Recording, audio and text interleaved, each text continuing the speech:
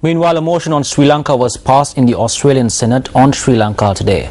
The motion, moved by Australian Green Party Senators Leah Rhiannon, Claire Moore and Ursula Stevens, called on the Australian government to co-sponsor any UNHRC resolution on Sri Lanka's progress on accountability and human rights during the March 2014 session. The motion submitted to the Australian Senate today calls on the Australian government to take a number of steps. Maintain Australia's strong record of support for human rights at the 24th session of the Human Rights Council, including in relation to Sri Lanka.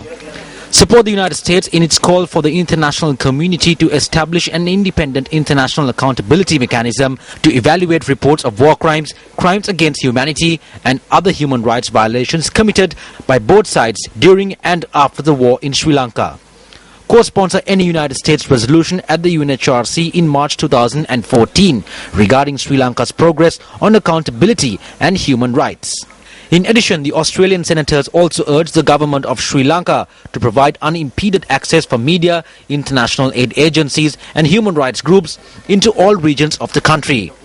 The Australian motion also calls on the Sri Lankan government to end its media restrictions, including the obstacles to the flow of information in the north and east, and bring to book those responsible for attacks on journalists and newspaper officers.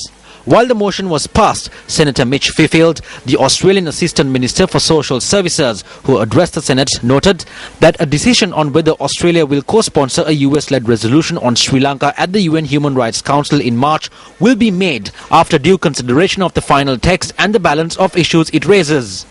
Senator Fifield adds that he encourages all parties to take a constructive approach towards the proposed resolution, adding that any resolution must go to assist the process of reconciliation. Incidentally, Greens Party Senator Leah Rhiannon, who was involved in moving the motion, was detained and subsequently deported from Sri Lanka in November 2013. She was deported from Sri Lanka for violating visa regulations.